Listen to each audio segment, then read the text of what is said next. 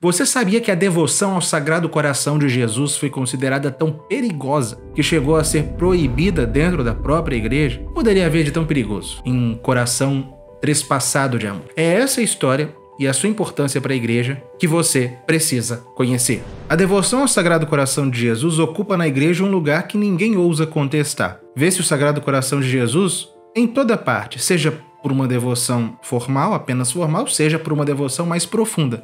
Ele está em toda parte, em todo lugar. É difícil encontrar um oratório, uma capela, uma igreja que não ostente uma pequena ou uma grande imagem do Sagrado Coração. Quantas das residências mais antigas no Brasil sempre traziam na parede estampada uma imagem do Sagrado Coração de Jesus?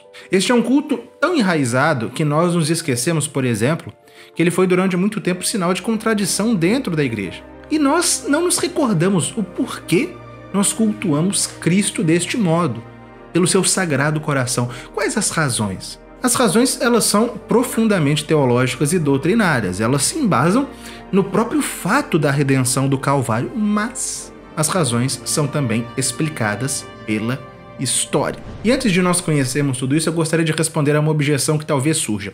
Você pode me dizer que as pessoas em geral, talvez a senhorinha da paróquia, aquela que pertence ao apostolado da oração, não precisam desse conhecimento histórico, que o importante é rezar. Aí eu respondo que hoje, mesmo a senhorinha humilde da paróquia, quanto mais pessoas mais esclarecidas, são bombardeadas com uma profusão nunca vista de informações, das mais variadas vertentes, gostos e qualidades. As pessoas mais simples de hoje têm acesso a uma quantidade de informações talvez maior do que as pessoas doutas do passado. A diferença está justamente na qualidade dessas informações. É necessário ter acesso às melhores informações e às mais necessárias informações. E aquelas referentes à memória católica encontram-se entre as necessárias. É necessário sair das balbúrdias irracionais, sobretudo da internet, das redes sociais, e olhar para onde realmente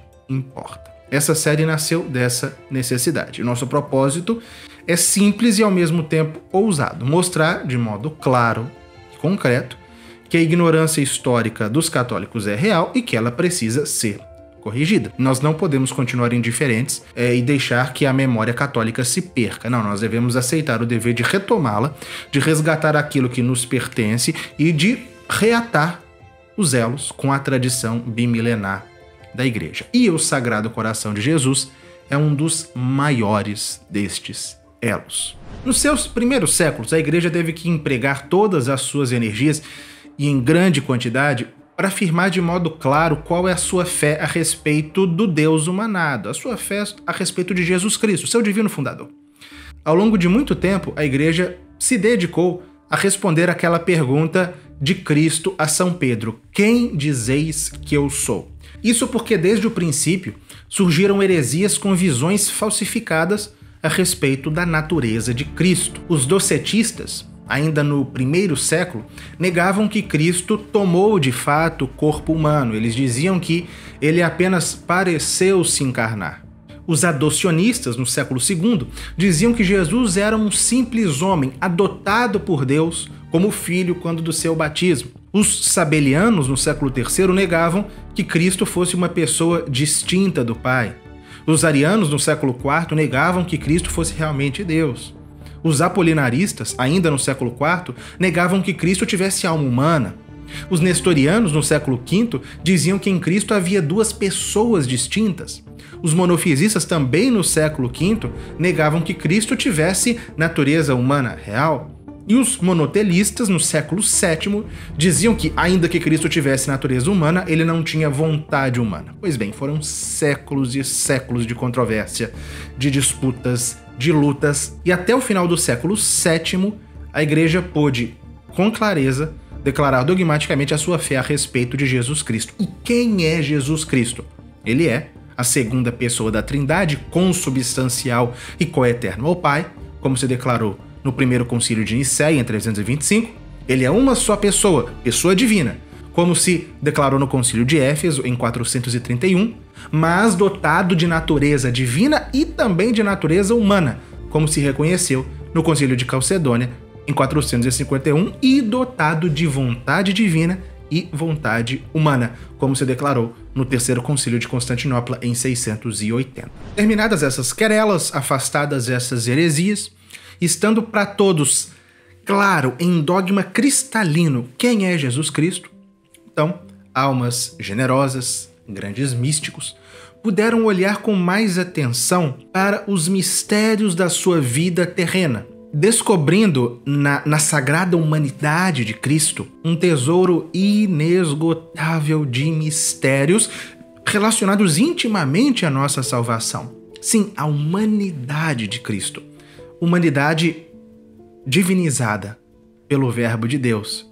Isso inclui a sua encarnação, o seu nascimento em Belém, a sua vida pública, os seus milagres, a sua ressurreição, a sua ascensão e, sobretudo, a sua paixão. A partir dos séculos XI, XII, XIII, tornou-se progressivamente objeto favorito de meditação dos santos os episódios da paixão. Aqueles episódios que nos valeram a nossa salvação. E no centro da paixão, obviamente, o Calvário, a crucifixão, as santas chagas que, abertas no sagrado corpo de Cristo, nos abriram as portas do céu. E das chagas chegava-se ao coração. Já no século V, Santo Agostinho dissera que o coração de Cristo, trespassado pela lança do soldado, havia derramado o seu sangue pela remissão dos pecados dos homens. No século XII, São Bernardo de Claraval, este grande propagador da devoção à humanidade de Cristo, São Bernardo ele se elevava com ternura a este coração aberto do Senhor para lá contemplar o lugar mesmo do sofrimento amoroso de Deus e clamava. Eles perfuraram com pregos as suas mãos e os seus pés, e o seu lado por uma lança, e através dessa abertura posso saborear o quão doce é o Senhor. Estes pregos, com que foi trespassado, se tornaram para mim como pregos que me abrem o tesouro de seus segredos, e tornaram visível a vontade do Senhor. Este ferro trespassou a sua alma e tocou o seu coração, para que ele soubesse como compadecer-se das minhas enfermidades. E São Bernardo fez escola. Numerosos discípulos seus escreveram sobre o coração de Jesus, trespassado pela lança, ainda no século XII, e o século XIII seguiu e aprofundou este fervor. As monjas cistercienses do século XIII, da mesma ordem que São Bernardo, se notabilizaram pela veneração ao coração de Jesus e gozaram dos favores espirituais do coração de Jesus. Santa Lutigarda, por exemplo, uma monja cisterciense, quando Cristo lhe perguntou o que ela queria dele, ela responde: eu quero vosso coração. Também no século XIII, Santa Matilde de Hackerborn, monja em Helfta, na Alemanha, conforme ela mesma contou no seu Livro da Graça Especial, Jesus, em uma das muitas aparições a ela, a fez entrar no seu coração para lá repousar e assegurou a Santa Matilde que ela deveria tudo obter pedindo ao Sagrado Coração. E a sua irmã de ordem, também em Helfta, Santa Gertrudes a Grande, também do século XIII, ela obteve revelações ainda maiores do coração de Jesus. Ela diz que o Senhor, apresentando o seu coração divino com as suas próprias mãos, o ofereceu para habitar nela e cumprir tudo o que ela era incapaz de fazer. E ela ficou assustada, vendo a desproporção entre a sua miséria e o esplendor do coração de Jesus. E por isso Cristo disse: o meu coração divino, conhecendo a inconsistência e a fragilidade humanas, deseja com um ardor incrível e espera continuamente que vós o convideis, se não por vossas palavras, ao menos por algum outro sinal, para obter e para cumprir em vós o que vós não sois capazes de operar e de cumprir por vós mesmo. Essas aparições do Sagrado Coração de Jesus no final do século XIII, sobretudo a Santa Gertrudes, tinham uma significação histórica bem concreta. Vejam bem, em uma dessas aparições, Santa Gertrudes perguntou a São João Evangelista, o discípulo amado, que reclinou a cabeça do lado de Cristo na última ceia, ela perguntou a São João o porquê de ele não ter feito a posteridade saber da alegria que ele sentiu ao ouvir os batimentos do coração de Jesus. E São João respondeu a Santa Gertrudes que, para a igreja nos primeiros tempos, a sua missão tinha sido revelar o Verbo do Pai, justamente aquilo que eu disse. Mas dizer as suavidades destes batimentos foi reservado para os tempos atuais, a fim de que, ouvindo, o mundo que envelhece e cujo amor enfraquece se reaqueça. Ou seja, a devoção ao Sagrado Coração, e isso era dito a Santa Gertrudes no final do século XIII, tinha uma finalidade histórica concreta: reaquecer o amor dos homens por Cristo naqueles tempos modernos que se aproximavam. E a difusão da devoção continuou, lenta, mas imparável. No século XIV, Santa Catarina de Siena experimentava a troca de corações, recebendo o coração de Jesus no lugar do seu. E no século XVI, a devoção ao Sagrado Coração era como um rio subterrâneo que corria um pouco por toda a igreja. Santo Inácio de Loyola, São Pedro Canísio, São Francisco Borgia, Santa Teresa de Ávila falavam do Sagrado Coração de Jesus, ainda de modo discreto, mas falavam. No começo do século XVII, São Francisco de Sales tratava do Sagrado Coração com as suas filhas da Ordem da Visitação e falava dele de um modo que já anunciava o culto que estava em vias de nascer. E também no século XVII se destacou na propagação dessa devoção o grande São João Eudes, que, por uma iluminação interior, passou a considerar o coração de carne do Deus humanado como símbolo do amor incriado de Deus pelos homens, e se fez, então, apóstolo incansável dessa devoção. Tudo isso, no entanto, era apenas uma preparação para aquele impulso místico sem precedentes que ocorreria ainda no final do século XVII. Entendamos uma coisa, vejamos as aparições de Nossa Senhora. As aparições de Nossa Senhora em Paris, em 1830, em La Salette, em 1846, em Lourdes, em 1858 e em Fátima, em 1917, todas essas aparições seriam respostas celestes a problemas históricos, reais e a necessidades graves da Igreja. Do mesmo modo, as aparições, a própria devoção ao Sagrado Coração de Jesus. Mas o Sagrado Coração é uma resposta a quê?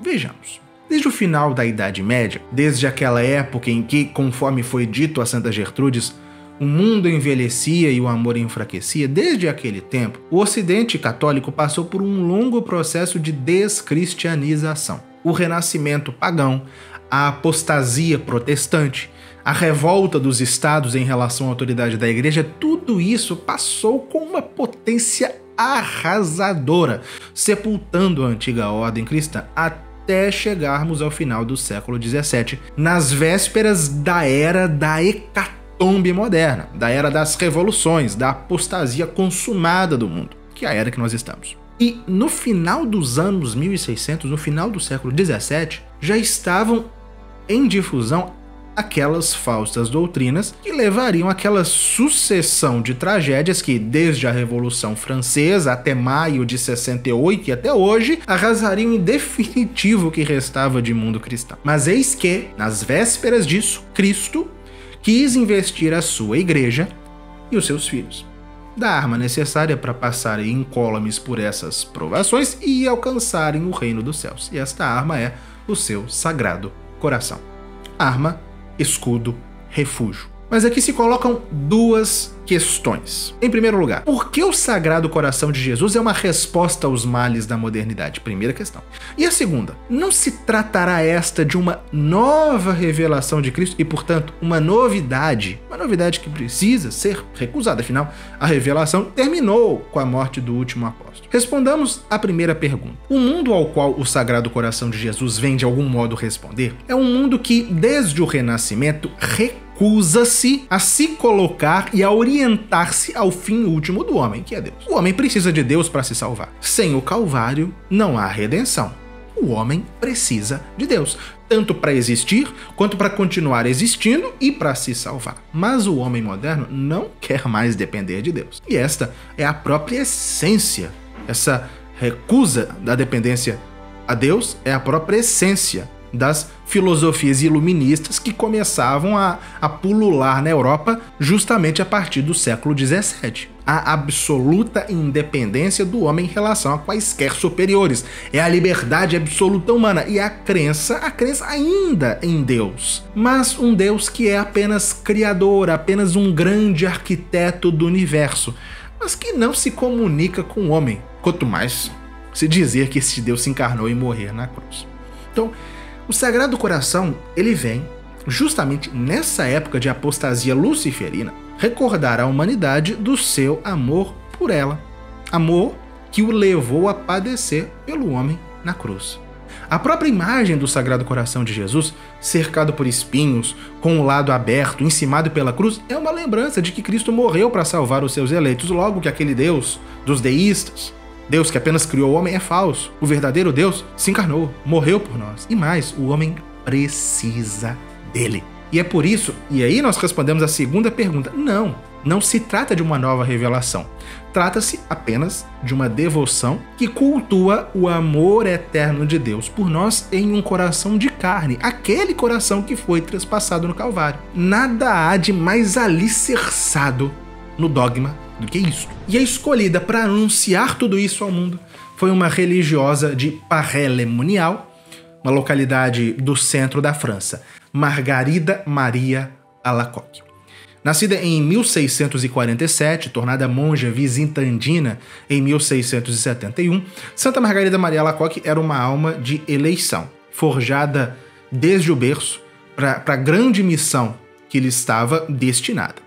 Ao longo de toda a sua vida, ela recebeu comunicações frequentíssimas de Cristo e de Nossa Senhora. Fenômenos místicos impressionantes marcam a sua longa carreira. Mas o cerne da sua missão se resume em 3 ou 4 grandes aparições do Sagrado Coração.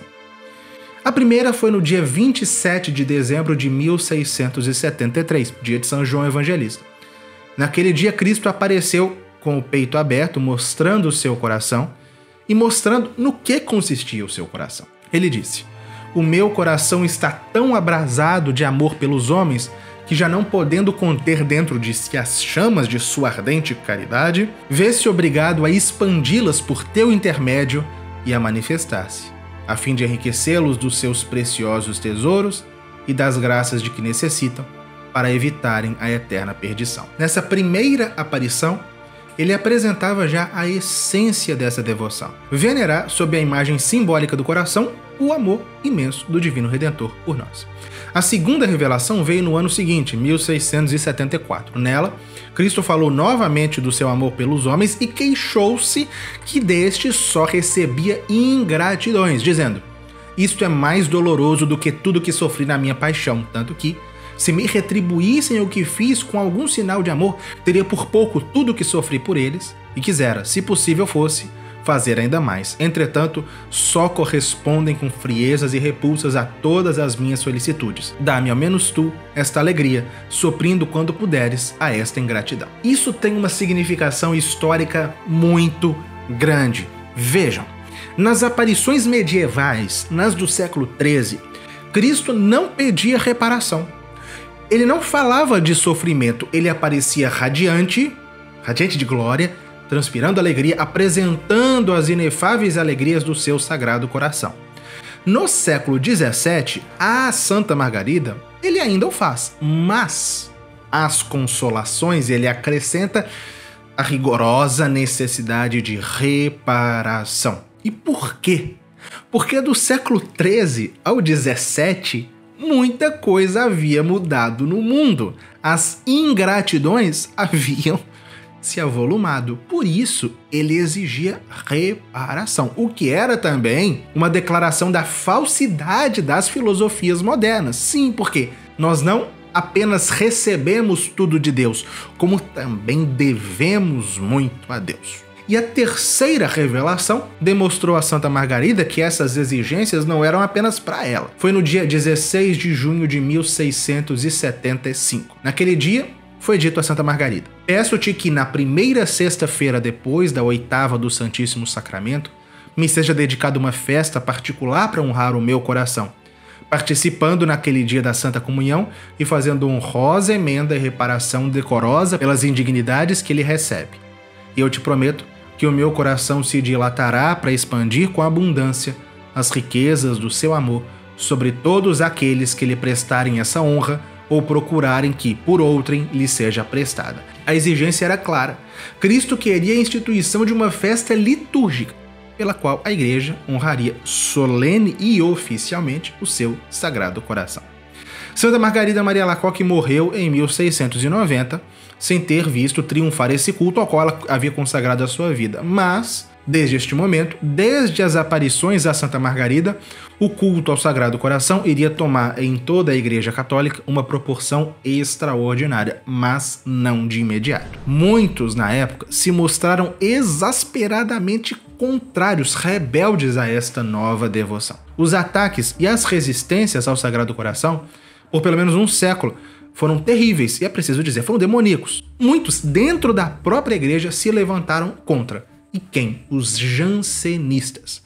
Hereges que, dotados de uma espiritualidade rigorista, de uma teologia moral rigorista, centrada exclusivamente na justiça e na severidade de Deus, viam o Sagrado Coração como um barateamento da redenção. Os jansenistas consideravam a devoção ao coração de Jesus como um culto excessivamente afetuoso e até mesmo uma idolatria. Foi, inclusive, isso que declarou o Sínodo de Pistoia, o Sínodo jansenista de Pistoia, em 1786. Ele declarou que o Sagrado Coração de Jesus era um culto idolátrico.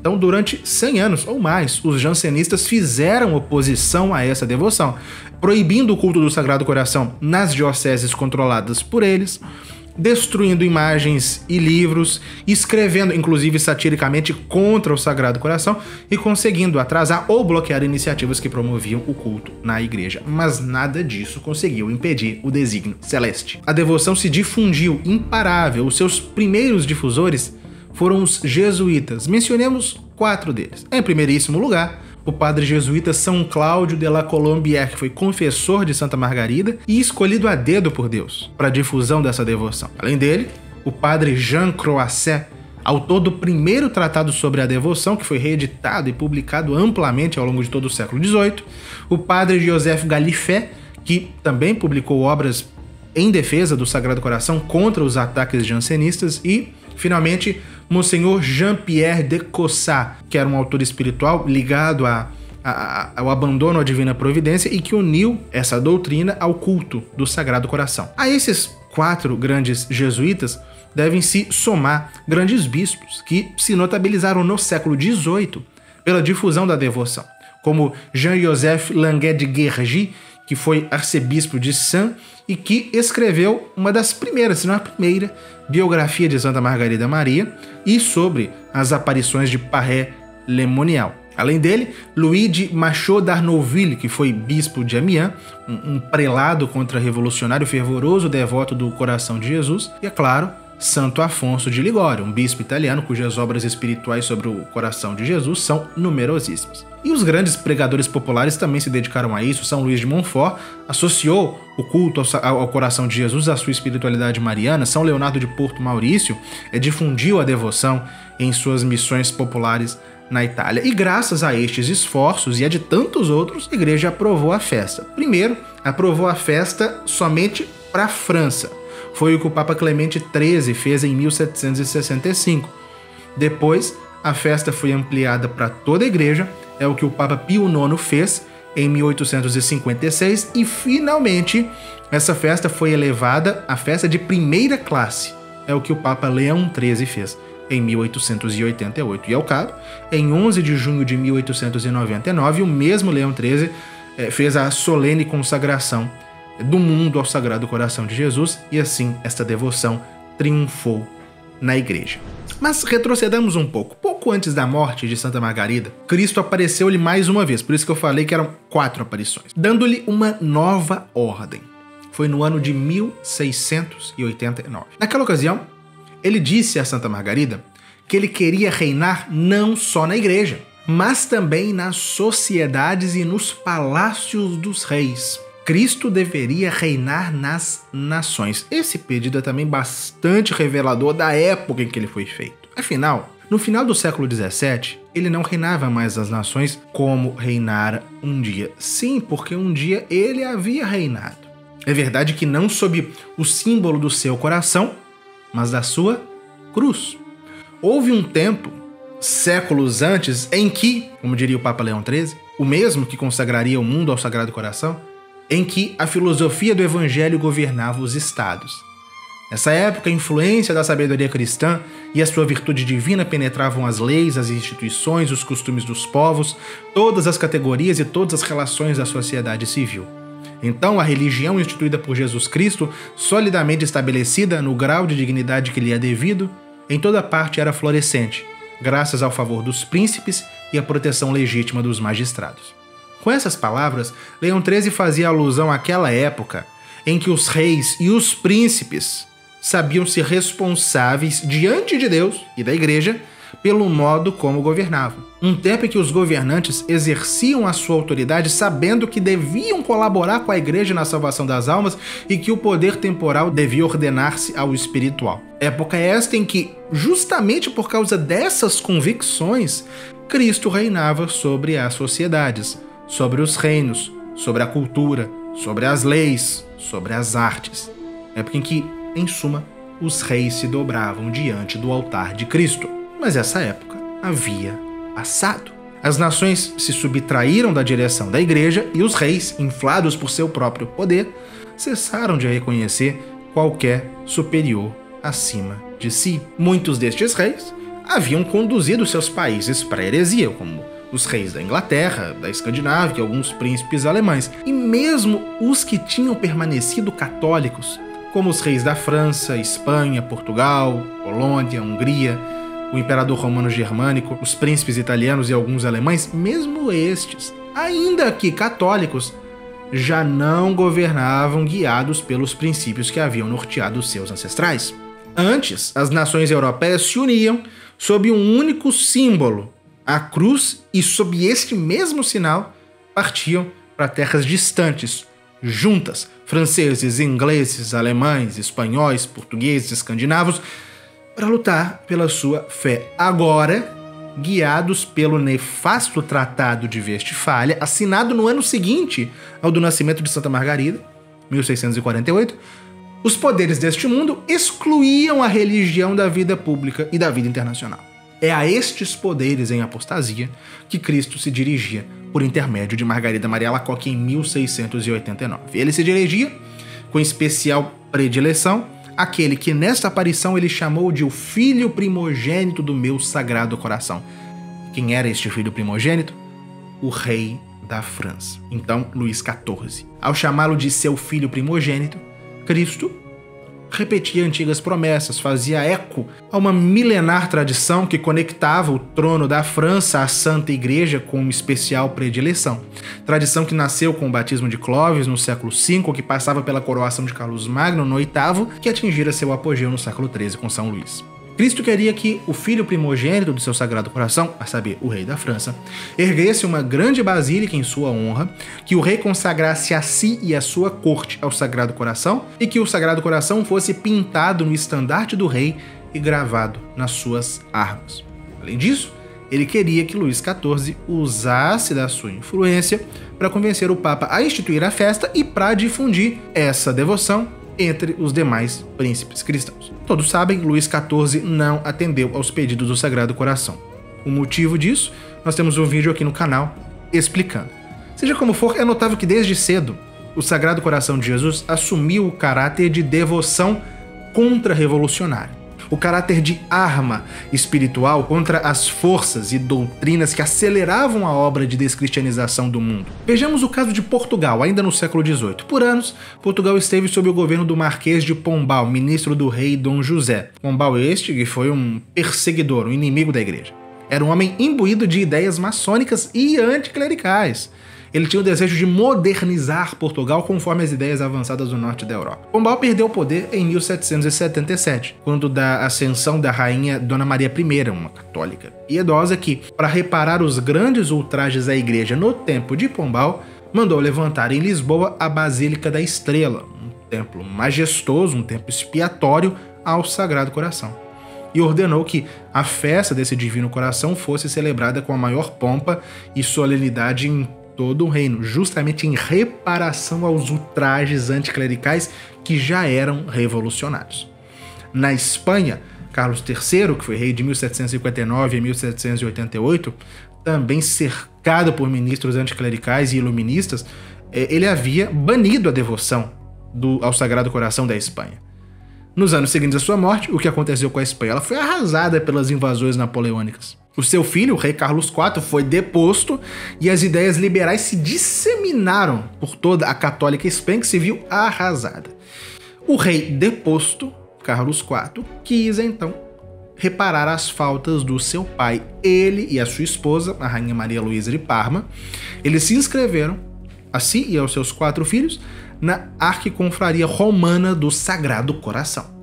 E o filho dele, Fernando VII, aprisionado, fez promessas ao Sagrado Coração e, chegando ao trono em 1815, alcançou da Santa Sé que a festa do Sagrado Coração fosse celebrada em todas as portas espanholas. Isso porque ainda não havia chegado a instituição da festa universal para toda a igreja. Vejam como a resposta aos males da Revolução, aos erros da Revolução, está sempre associada, espiritualmente falando, ao Sagrado Coração. O Equador foi o local em que o culto social do Sagrado Coração teve a sua execução mais completa e em resposta direta aos erros liberais modernos. Em 8 de outubro de 1873, Gabriel García Moreno, presidente da República e inimigo figadal das forças maçônicas revolucionárias e católico piedosíssimo, consagrou solenemente o país ao Sagrado Coração e declarou a festa do Coração de Jesus uma festa nacional do Estado. E logo após a sua morte, o governo se comprometeu à construção de uma igreja nacional dedicada ao Sagrado Coração. E quanto à França, a destinatária original da mensagem? Luís XIV não atendeu aos pedidos, tampouco seu sucessor, Luís XV. No entanto, a devoção se impôs na família real. A esposa de Luís XV, a rainha Maria Leszczyńska, e a sua filha mais nova, a princesa Luísa, uma religiosa carmelita, e o seu filho e herdeiro, o Delfim Luís, construíram no Palácio de Versalhes uma capela em honra do Sagrado Coração. Esse mesmo Delfim, que era um católico fervoroso, fez um voto de que, ao se tornar rei, ele faria tudo quanto Cristo havia pedido por intermédio de Santa Margarida. No entanto, a morte o arrebatou antes de seu pai, e o trono passou diretamente para o seu filho, Luís XVI. No tempo de Luís XVI, novas tentativas se fizeram. A piedade do rei acolhia essas sugestões favoravelmente, mas ele foi adiando. E eis que veio o 1789, a Revolução, exatos 100 anos após o pedido a Santa Margarida. O rei foi deposto e, arrependido pela sua demora, estando já na prisão em 1792, ele fez a promessa de realizar o desejo do Sagrado Coração. Era, porém, tarde. A Revolução já engraçava o país. E também na França, e mais do que em qualquer outro lugar, o Sagrado Coração assumiu o caráter de estandarte contra-revolucionário. E foi na Vendéia que esse estandarte brilhou com maior força. Os camponeses simples, mas profundamente católicos, levantando-se contra a Revolução anticatólica e antifrancesa, transformaram o Sagrado Coração na sua bandeira de guerra. Costuravam-no sobre o peito, pintavam-no nos estandartes e marchavam clamando por Deus e o rei. O que os reis da França haviam adiado, o povo fiel assumiu com coragem e sangue consagrar a pátria ao coração de Jesus, ainda que à custa da própria vida. E assim, nas colinas, nos bosques da Vendéia, o Sagrado Coração tornou-se sinal de identidade e de martírio, elo de união entre a França perseguida e o Cristo ultrajado contra a Revolução Luciferina. Ali, essa devoção, rejeitada nas cortes, encontrou abrigo nos campos, erguendo-se como bandeira luminosa de resistência diante da mais violenta das tempestades revolucionárias. E décadas de tragédias desde a Revolução levaram os franceses a se atentarem para os pedidos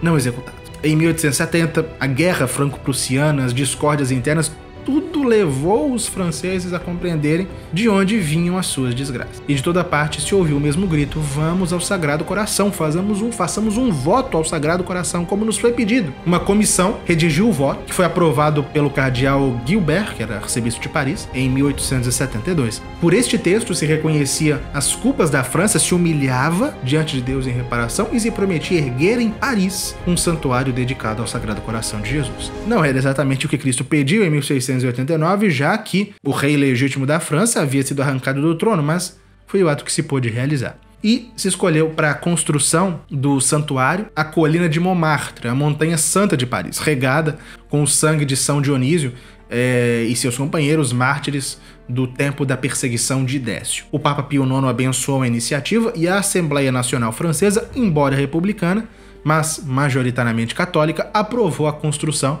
como de utilidade pública. E assim foi erguida, no alto do Montmartre, a Sacré-Cœur, a Basílica do Sagrado Coração, o principal templo do mundo dedicado ao Sagrado Coração de Jesus. E na ábside da igreja se lê, em letras de ouro, Sacratissimo Cor de Jesu, Gallia penitens et devota. Ao Sacratíssimo Coração de Jesus, a França penitente e devota. Tudo isso, meus amigos, não é história da carochinha, é história real, documentada, precisada e acessível a nós. E eis como o conhecimento histórico muda o nosso entendimento da religião. Com esses conhecimentos, a nossa fé adquire raízes mais profundas, mais sólidas. E a história se torna, para nós, de algum modo, uma bússola que nos permite atravessar esses tempos sombrios, guiados pelos exemplos dos nossos antepassados na fé, iluminados pela fé e protegidos pela tradição. Neste vídeo, nós tratamos de uma devoção específica. Imagine o quanto você ainda tem para conhecer. Quanto? Se você percebe o valor desse conhecimento, eu te convido a estudar comigo na Escola de História da Igreja. São 179 aulas já disponíveis e toda semana nós temos uma aula nova. Você conhecerá a história da Igreja em todas as épocas, com profundidade e com método. Acesse o link na tela final ou na descrição do vídeo e se matricule. E se você tiver qualquer dúvida, chame-nos pelo WhatsApp pelo número 31 99924 5931. Espero você na escola e até o próximo vídeo da série A Memória Católica.